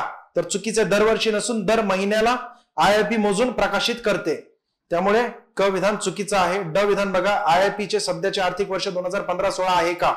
तर 2011-12 हे IIP चे सध्याचे आर्थिक वर्ष. 2017 मध्ये सचिव स्तरीय समिती स्थापन करण्यात आली होती, त्यांच्या शिफारशीवरून 2011-12 हे आर्थिक वर्ष आपण निश्चित केलेलं आहे. आर्थिक वर्ष म्हणजेच काय की आधारभूत वर्ष, आर्थिक वर्ष नाही म्हणता येणार, ते चुकून झालेले. आधारभूत वर्ष किती IIP चं? 2011-12 हे आधारभूत वर्ष आहे. आणि यापूर्वी किती होतं? 2004-5. त्यासाठी कोणी शिफारस केली होती? CP चंद्रशेखर समिती, बरोबर आहे, यांनी शिफारस केली होती 2004-5 हे आर्थिक वर्ष करण्यासाठी. या प्रश्नाचं उत्तर काय असणार आहे? ड ही चुकीचं आहे. सद्यस्थितीमध्ये इंडेक्स ऑफ इंडस्ट्रियल प्रोडक्शन नुसार 2020-21 मध्ये 11.9% वृद्धी झालेली औद्योगिक उत्पादनात आपल्या भारताची, बरोबर आहे. पुढचा प्रश्न बघा, अयोग्य विधाने आपल्याला ओळखायची होती. तर क व ड अयोग्य विधाने आहेत, म्हणजेच काय? अ व ब वगळता सर्व. पर्याय क्रमांक 2 हे या प्रश्नाचं उत्तर असणार आहे. पुढचा प्रश्न बघा, 74वा प्रश्न बघा, खालील विधानांचा आपल्याला विचार करायचा आहे. जवाहरलाल नेहरू यांनी पहिल्या 3 पंचवार्षिक योजनांमध्ये अध्यक्षपद भूषविले असून या योजनांमध्ये प्रचंड भांडवल गुंतवणुकीचे महालनोबिस प्रतिमान स्वीकारण्यात आलेले आहे का? तर पहिल्या पंचवार्षिक योजनामध्ये कोणाचं होतं प्रतिमान? हेरॉल्ड डोमर प्रतिमान होतं जास्त गुंतवणुकीचं. त्यानंतर दुसऱ्या आणि तिसऱ्या पंचवार्षिक योजनामध्ये महालनोबिस प्रतिमान आपण स्वीकारण्यात आलं होतं. आणि पहिल्या 3 पंचवार्षिक योजनांचे अध्यक्ष जवाहरलाल नेहरू होते. परंतु या ठिकाणी काय चुकलेलं आहे की पहिल्या 3 पंचवार्षिक योजनांमध्ये अध्यक्षपद भूषवले असून योजनेमध्ये प्रचंड भांडवल गुंतवणुकीचे महालनोबिस पहिल्यामध्ये हेरॉल्ड डोमर, बरोबर आहे, दुसऱ्यामध्ये आणि तिसऱ्यामध्ये महालनोबिस प्रतिमान स्वीकारण्यात आलं होतं, म्हणून अविधान चुकीचं आहे. जवाहरलाल नेहरू यांनी 1964 पर्यंत तिसऱ्या पंचवार्षिक योजनेचे अध्यक्ष होते, बरोबर आहे. त्यानंतर ब विधान बघा, इंदिरा गांधी यांनी 3 पंचवार्षिक योजनांचे अध्यक्षपद भूषविलेले आहे. कुठल्या 3 पंचवार्षिक योजना? 4, 5 व 6. आणि या 3ही पंचवार्षिक योजनांमध्ये ॲलन मान व अशोक रुद्र यांचे प्रतिमान खुले सातत्य प्रतिमान स्वीकारले होते का? तर बरोबर आहे ब विधान. 1984 पर्यंत ते 4, 5, 6 6व्या पंचवार्षिक योजनेचे अध्यक्ष होते. त्यानंतर मग पुढे राजीव गांधी हे अध्यक्ष झाले होते. योग्य असलेली विधाने आपल्याला विचारलेली आहे. अविधान चुकीचं आहे, ब विधान बरोबर आहे, म्हणजेच केवळ ब विधान येणार आहे. पर्याय क्रमांक 4 हे या प्रश्नाचं उत्तर असणार आहे. 75वा प्रश्न बघा, पुढील विधानांचा आपल्याला विचार करायचा आहे. व्यवहार तोल म्हणजे देशाच्या दृश्य व्यापारातील आयात व निर्यातीची पद्धतशीर नोंदणी आहे का? तर चुकीचं आहे. व्यवहार तोल विस्तृत संकल्पना आहे. तर व्यापार तोल म्हणजे देशाच्या दृश्य व्यापारातील आयात व निर्यात यांची पद्धतशीर नोंदणी. ब विधान बघा, व्यापार तोल 2 खात्यांमध्ये विभागलेला आहे का? चालू आणि भांडवली खातं. या ठिकाणी व्यवहार तोल असायला पाहिजे होतं, बरोबर आहे. व्यवहार तोल मुळात 2 खात्यांमध्ये विभागलेले, एक तर चालू खातं आणि दुसरं भांडवली खातं. यातील चालू खातं जे आहे यातील दृश्य व अदृश्य खाती जी आहेत त्यातील दृश्य खात्यातील आयात व निर्यातीची पद्धतशीर नोंदणी म्हणजे व्यापार तोल, बरोबर आहे. आणि व्यवहार तोल विस्तृत संकल्पना आहे, ते पर्याय क्रमांक क मध्ये दिलेलं आहे, म्हणून क विधान बरोबर आहे. अ व ब दोन्ही चुकीचे आहेत. आपल्याला काय विचारलेलं होतं? योग्य विधान विचारलेलं आहे, केवळ क योग्य असणार आहे. आवर्षण प्रवण क्षेत्र विकास कार्यक्रम अतिशय महत्वाचा आहे. ड्रॉट प्रोन एरिया प्रोग्राम 73-74 हा कार्यक्रम आहे, बरोबर आहे. अविधान बघा, 5व्या पंचवार्षिक योजना काळात आवर्षण प्रवण क्षेत्र विकास कार्यक्रम सुरू झाला होता का? 5व्या पंचवार्षिक योजनेचा कालावधी किती आहे? 1974 ते 78, बरोबर आहे. आवर्षण प्रवण क्षेत्र विकास कार्यक्रम केव्हा सुरू झाला होता? 1973 ते 74 या आर्थिक वर्षामध्ये चालू झालेला कार्यक्रम आहे, बरोबर आहे. म्हणून अविधान या ठिकाणी चुकीचं आहे. जमीन, पाणी व इतर नैसर्गिक स्रोत यांचा संतुलित विकास करणे हे या योजनेचं प्रमुख उद्दिष्ट होतं का? DPAP का महत्वाचा आहे प्रोग्राम? कारण तो आपल्या महाराष्ट्राच्या सोलापूर जिल्ह्यामधून सुरू झालेला आहे, म्हणून महत्वाचा आहे. आणि या योजनेचं उद्दिष्ट काय होतं? जमीन, पाणी व इतर नैसर्गिक स्रोत यांचा संतुलित विकास करणे हे प्रमुख उद्दिष्ट होतं, म्हणून ब विधान बरोबर आहे.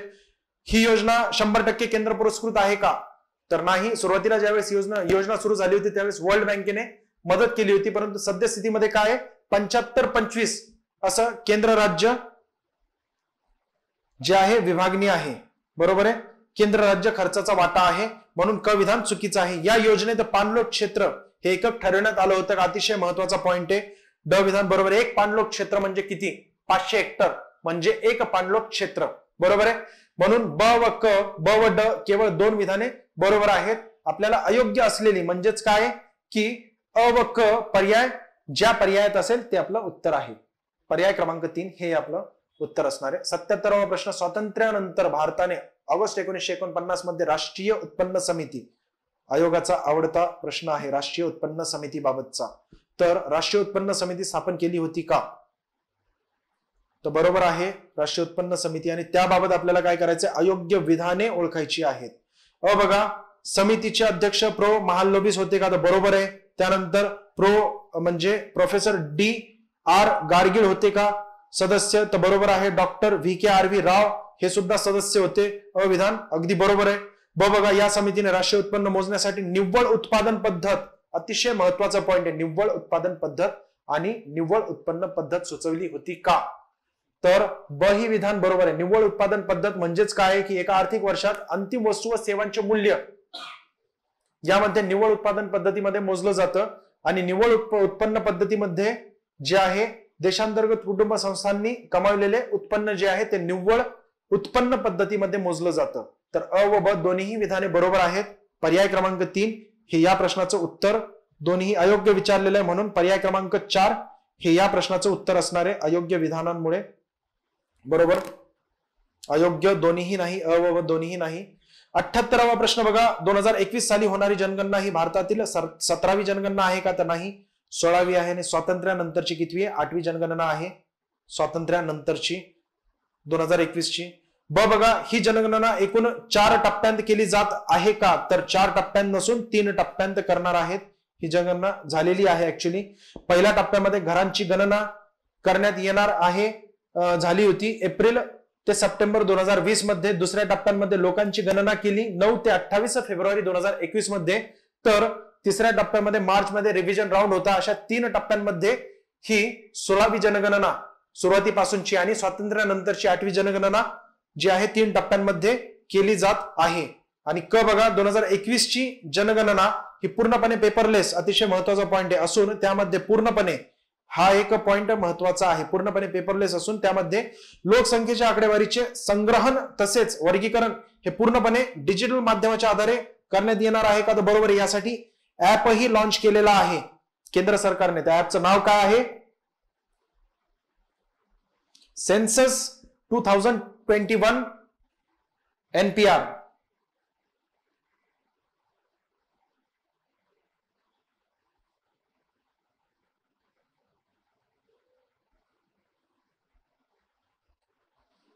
हा ऍप लॉन्च केलेला आहे. यानुसार काय एकूण 16 भाषांमध्ये हा ऍप या ऍप मध्ये माहिती घेता येऊ शकते. क ही विधान बरोबर आहे. अ व ब दोन्ही विधाने चुकीची आहेत. या प्रश्नाचं उत्तर काय असणार आहे? केवळ क विधान योग्य असणार आहे. पर्याय क्रमांक 4. 16व्या जनगणनेची थीम जर विचारली तर लोकसहभागातून जनकल्याण. या जनगणनेत आसाम वगळता इतर सर्व भागात राष्ट्रीय लोकसंख्या रजिस्टर अद्ययावत करण्यात आलेला आहे. आसाममध्ये पूर्वीच झाला होता NRP, बरोबर आहे, NPR पूर्वीच झाला होता. आता उर्वरित भागामध्ये NPR चालू करण्यात येणार आहे आणि हे पहिलीच जनगणना आहे. बरोबर आहे, NPR अद्ययावत करणारी. जागतिक बँकेच्या ग्लोबल GDP रँकिंग 2020 बाबत आपल्याला या अहवालाबाबत विचार करायचा आहे. बघा, भारतीय अर्थव्यवस्थेची सकल राष्ट्रीय उत्पन्नाच्या जागतिक क्रमवारीत 5व्या स्थानावरून 7व्या स्थानावर घसरण झालेली आहे का? तर अगदी बरोबर आहे. भारताला युनायटेड किंगडम आणि फ्रान्स या देशांनी काय केलेलं आहे? जागतिक अर्थव्यवस्थे यादीमध्ये मागे टाकलेलं आहे. दोन्ही विधाने बरोबर आहेत. आपण जर क्रम बघितला यांचा तर सर्वात प्रथम क्रमांकाची अर्थव्यवस्था कोणाची आहे? तर फर्स्ट अमेरिका आहे $20.5 ट्रिलियन. सेकंड कोण आहे? चीन आहे $13.6 ट्रिलियन. थर्ड कोण आहे? Japan $5 trillion. चौथ्या क्रमांकाचं जर्मनी आहे $4 ट्रिलियन. 5व्या क्रमांकाचं UK आहे 2.82 TD. 6व्या क्रमांकाचं फ्रान्स 2.78 TD. 7व्या क्रमांकाचं जे आहे आपलं भारत आहे $2.73 ट्रिलियन. बरोबर आहे. 8व्या क्रमांकाचं इटली, 9व्या क्रमांकाचं ब्राझील आणि 10व्या क्रमांकामध्ये कॅनडा येतं. अशा प्रकारे पहिले 10 जे आहेत देश यांच्या अर्थव्यवस्थाचा क्रम लावता येईल. पुढील पैकी कोणत्या समितीने, या प्रश्नाचं उत्तर काय असणार आहे? दोनही विधाने बरोबर आहेत. आपल्याला विचारलेलं काय आहे? दोन्ही बरोबर. पर्याय क्रमांक 3 हे असणार आहे. 80वा प्रश्न बघा, पुढील पैकी कोणत्या समितीने NSSO द्वारा काढलेल्या नवीन MPCE monthly per capita consumption expenditure या संकल्पनेचा वापर करून दारिद्र्य रेषा निश्चित केली होती? तर या प्रश्नाचं जे उत्तर आहे पर्यायात दोन्हीही बरोबर आहेत, पर्याय चुकलेले आहेत. सी रंगराजन समितीने काय केलं होतं? MMRP चा वापर केला होता. तर सुरेश तेंडुलकर समितीने काय केलं होतं?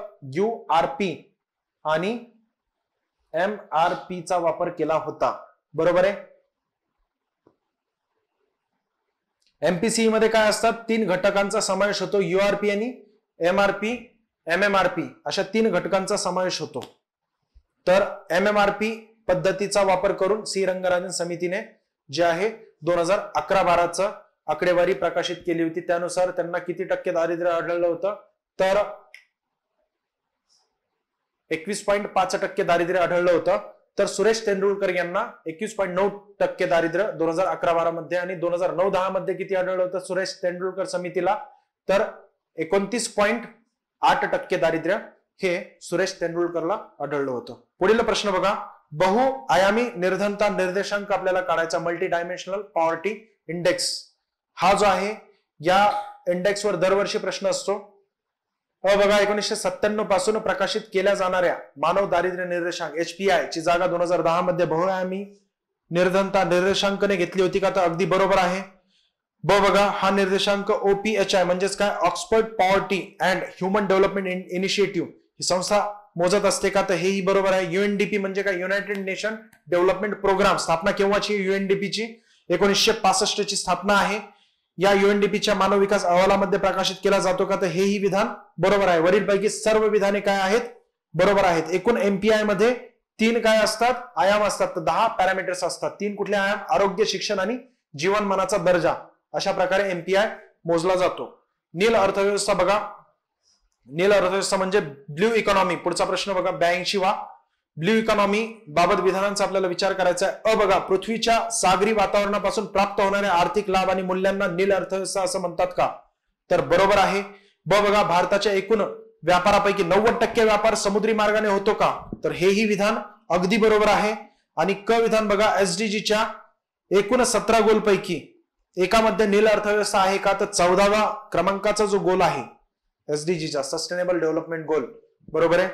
तर 14व्या क्रमांकाचा जो गोल आहे त्यामध्ये शाश्वत विकास साधण्यासाठी सागरी संसाधनांचा अधिकाधिक वापर करणे हा गोल 14व्या क्रमांकाचा आहे. त्यानुसार नील अर्थव्यवस्था जो आहे चा समावेश करता येतो. वरीलपैकी सर्व विधाने बरोबर आहेत.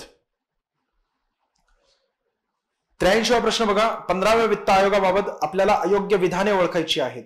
15व्या वित्त आयोगाचे सचिव शक्तिकांत दास होते का? तर नसून अरविंद मेहता हे 15व्या वित्त आयोगाचे कोण होते? सचिव होते. अध्यक्ष कोण होते? NK सिंग होते. कितवे अध्यक्ष आहेत हे?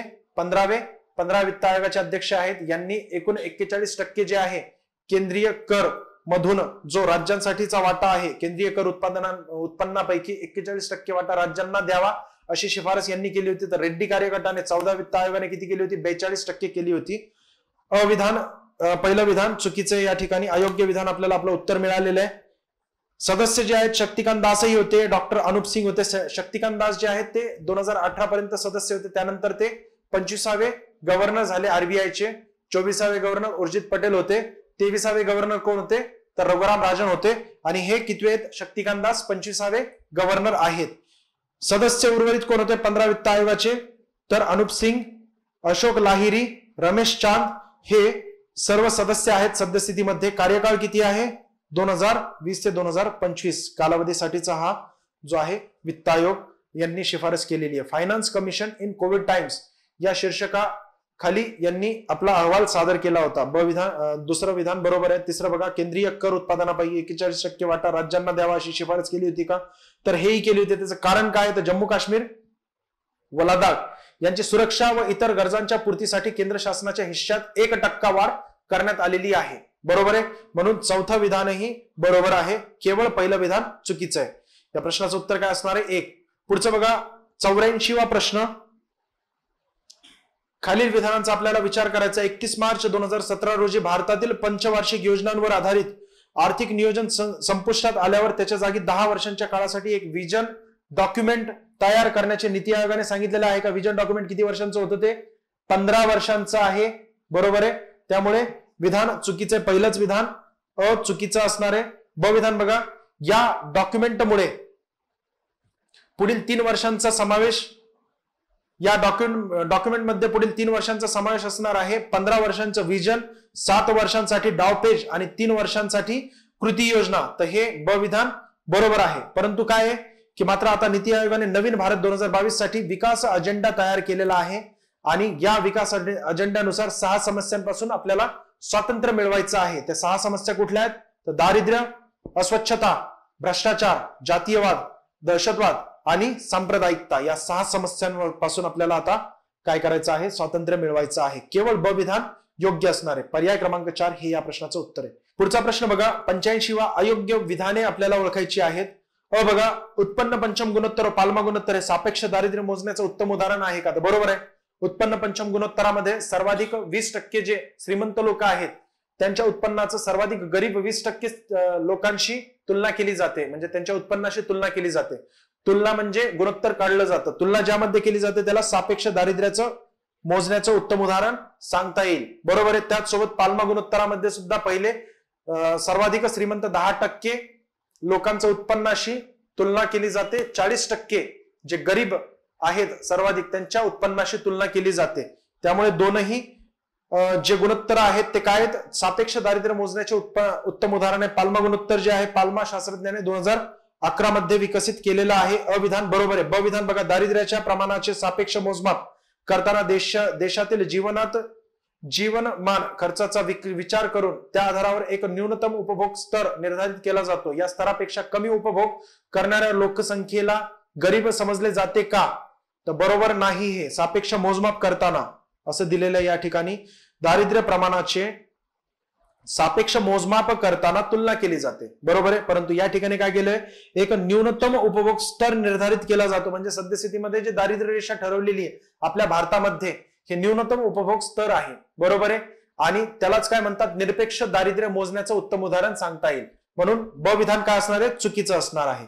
या स्तरापेक्षा कमी उपभोग करणाऱ्या लोकसंख्येला गरीब म्हटलं जातं. असं जे दारिद्र्य रेषा ठरवली जाते त्याला निरपेक्ष दारिद्र्य मोजण्याचं एक उत्तम उदाहरण सांगता येईल. क बघा, भारतात न्यूनतम उपभोग स्तरालाच दारिद्र्य रेषा असं म्हणतात का? तर बरोबर आहे. क विधानही बरोबर आहे. अ व क 2 विधाने बरोबर असून ब विधान चुकीचं आहे. आपल्याला विचारलं अयोग्य विधान, केवळ ब विधान अयोग्य असणार आहे. 86वा प्रश्न बघा, विकास वित्त संस्था व त्यांच्या स्थापनेबाबत शिफारस करणाऱ्या समित्या दिल्या आहेत, त्यांच्या योग्य जोड्या लावायच्यात आपल्याला. IFSC भारतीय औद्योगिक वित्त महामंडळाची स्थापना केव्हा झाली होती?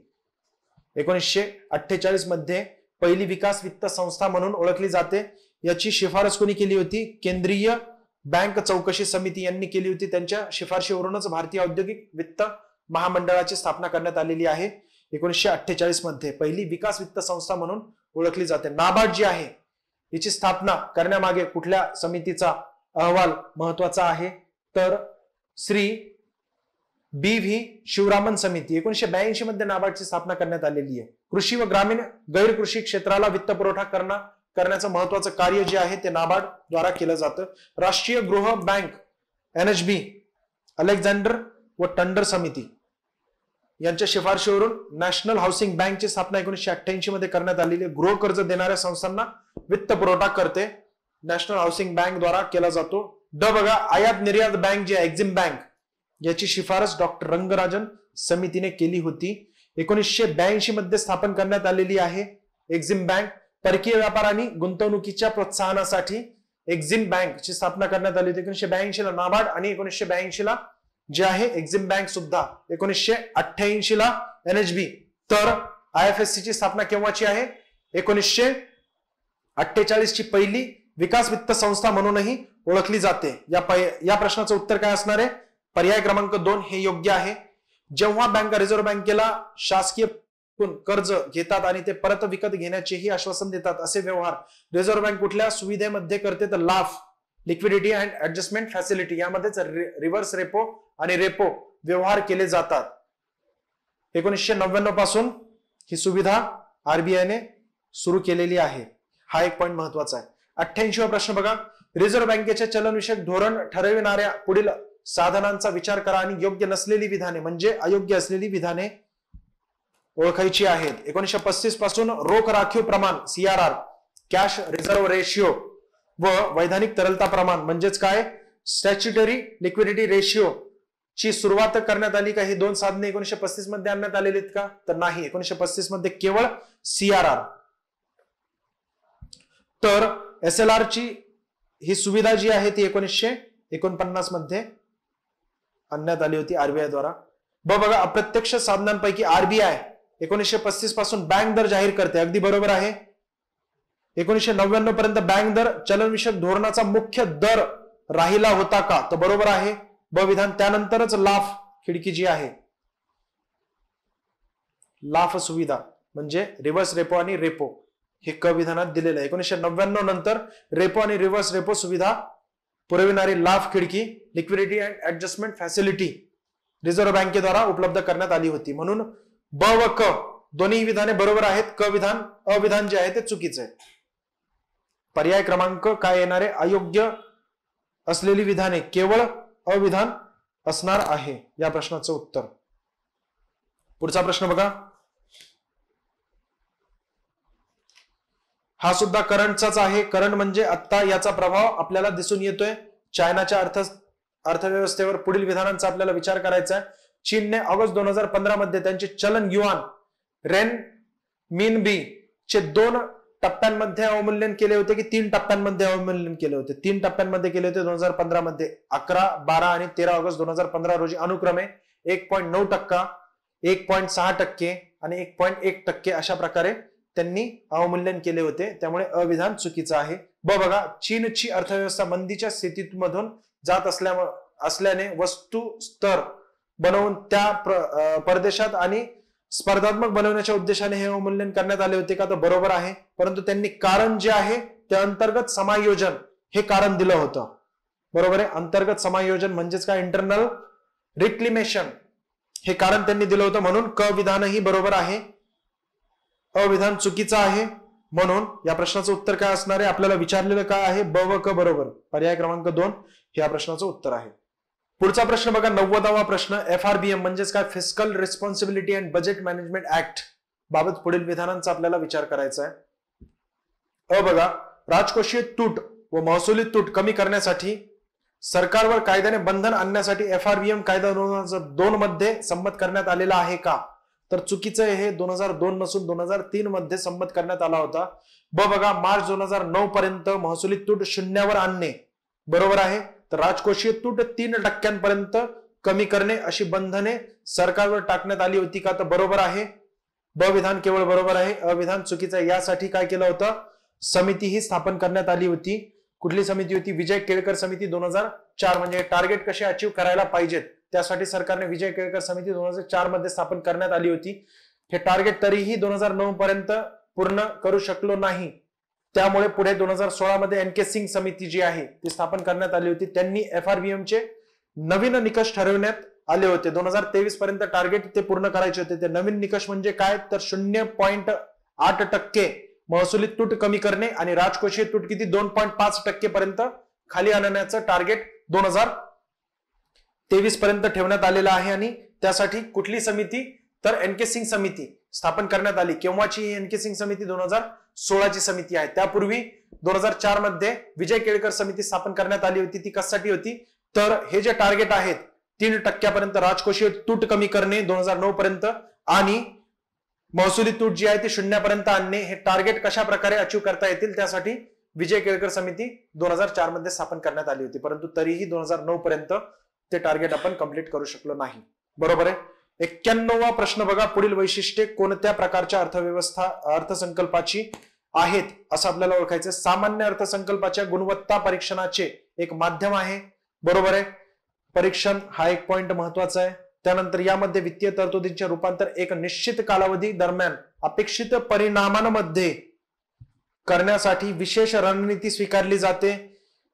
त्यानंतर क बघा, या अर्थसंकल्पात सामान्य अर्थसंकल्पाद्वारे प्रत्येक मंत्रालय, विभाग, संस्थांना वाटावयाच्या योजनानिहाय, प्रकल्पनिहाय वित्तीय संसाधनांबरोबर त्यांनी साध्य करावयाच्या फलनिष्पत्तीचा समावेश यामध्ये होतो का? तर अ, ब, क तीनही वर्णन कशाबाबत आहेत? परिणाम अर्थसंकल्पाबाबत म्हणजे आउटकमिंग बजेट जे आहे यांच्या बाबत आहे. सर्वात प्रथम कुणी मांडला होता हा बजेट? पी चिदंबरम यांनी 2005 मध्ये 25 ऑगस्ट 2005 मध्ये आउटकमिंग बजेट जो आहे, परिणाम अर्थसंकल्प मांडला होता संसदेमध्ये. शून्यधारित अर्थसंकल्प म्हणजे एकूण 3 प्रश्न विचारले जातात या अर्थसंकल्पामध्ये. खर्च का केला पाहिजे, किती केला पाहिजे आणि कुठे केला पाहिजे. बरोबर आहे.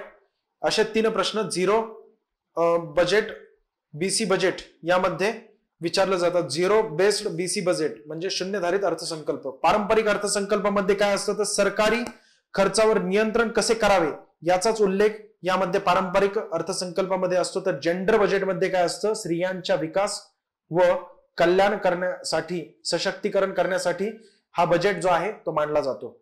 92वा प्रश्न बघा, भारताचा लोकसंख्या दशवार्षिक वाढीचा आलेख हा 1971 पासून आज तक आहे तर घटता दर दर्शवित आहे का. तर बरोबर आहे. 1971 मध्ये सर्वोच्च म्हणजे 1951 पासून ते 2011 पर्यंत 1971 मध्ये किती होता, 24.80% ने ग्रोथ रेट झाली होती. परंतु 2011 पर्यंत या ग्रोथ रेट मध्ये काय होत आहे, उतरता आलेख दर्शवित आहे. आपण मागे आकडेवारी बघितली होती तरी सुद्धा आता सांगतो 1981 मध्ये 24.66%, त्यानंतर 1991 मध्ये 23.87%, 2001 मध्ये 21.54% ग्रोथ रेट झालेली आहे आणि 2011 मध्ये 17.69%, एक्झॅक्ट सांगायचं म्हटलं तर.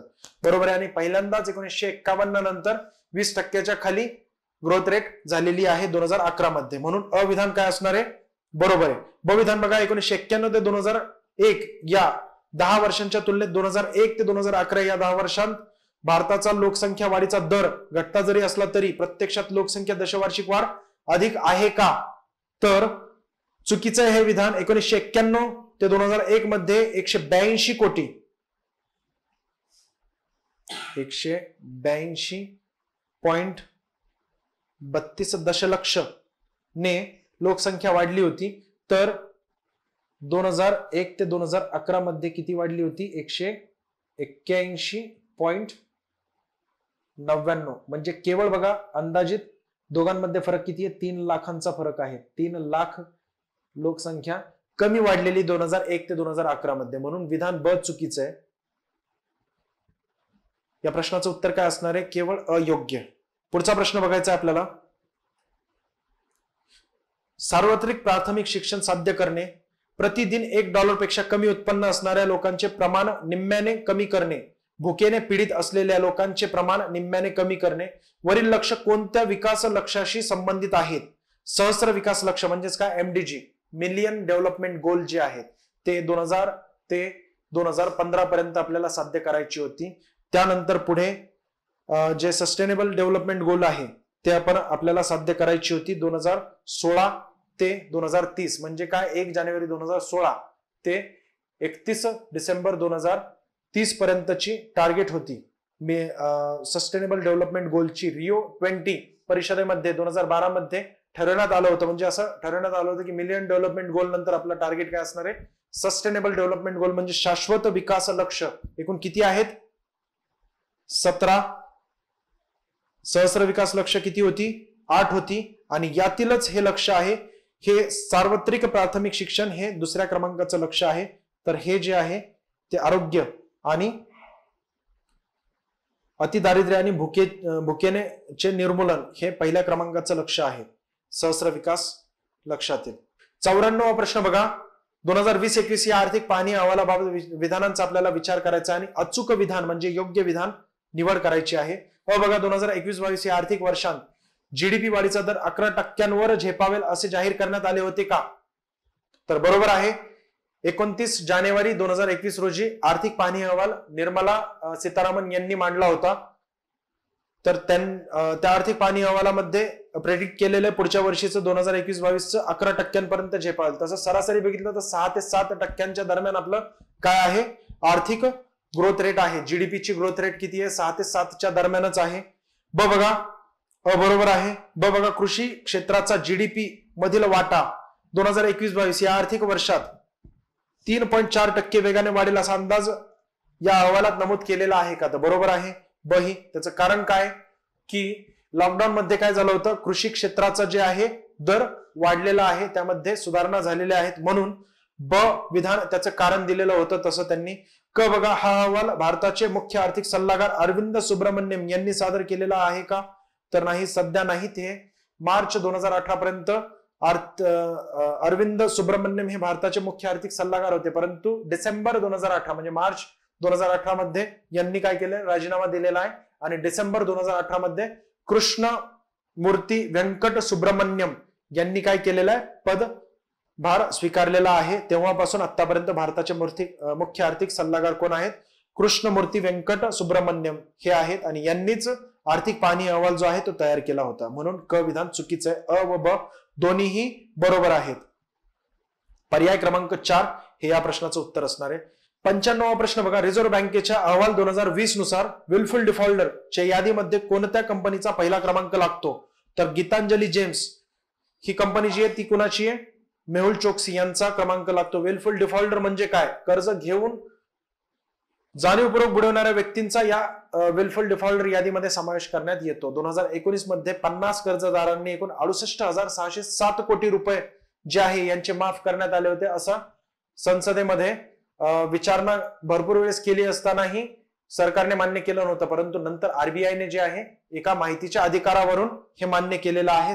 सांकेत गोखले यांनी माहितीच्या अधिकारांतर्गत ही माहिती एप्रिल 2020 मध्ये मिळवली होती. 68,607 कोटी रुपये जे आहे आरबीआयने माफ केलेले आहे 50 कंपन्यांचे. प्रथम हे 50 कंपन्या जे आहेत यांचे विलफुल डिफॉल्टर, ज्यांना विलफुल डिफॉल्टर यादीमध्ये टाकून त्यांचं कर्ज जे आहे ते माफ केलं होतं. 68,607 कोटी रुपयांचं कर्ज.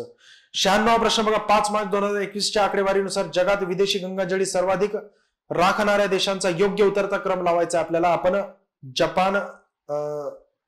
चीन, जपान, स्वित्झर्लंड आणि भारत, आपण रशियाला मागे टाकलेलं आहे.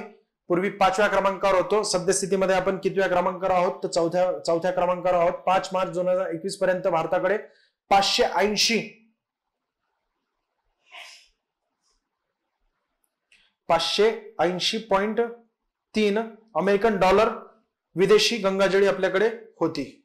97वा प्रश्न बघा, पुढील दिलेल्या विधाने काळजीपूर्वक वाचून आपल्याला योग्य विधाने ओळखायची आहेत. NSSOच्या 2011-12च्या 68व्या फेरीनुसार तेंडुलकर समितीला भारतात 29.5% दारिद्र्य आढळलं होतं का? तर नाही, 21.9% दारिद्र्य आढळलं होतं. अविधान चुकीचं आहे. ब विधान बघा, तेंडुलकर समितीने अखेरीस असा निष्कर्ष काढला होता की hunger line is a not a poverty line. बरोबर आहे.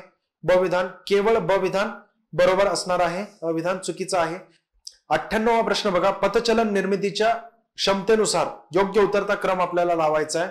M3, M2, M1 आणि M0 पतचलन निर्मितीनुसार आहे हा, म्हणून पर्याय क्रमांक 4 हे योग्य असणार आहे. M3 म्हणजे विस्तृत पैसा, तर M0 म्हणजे काय? सर्वात तरल. तरलचा अर्थ काय असतो?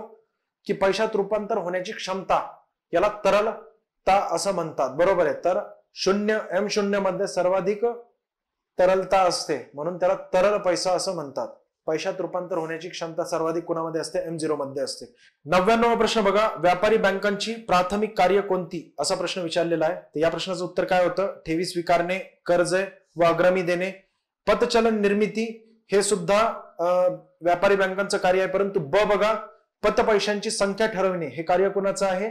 तर भारत सरकार, राजकोषीय साधन आणि आरबीआयला मौद्रिक साधनामार्फत हे जे आहे अधिकार प्राप्त आहेत.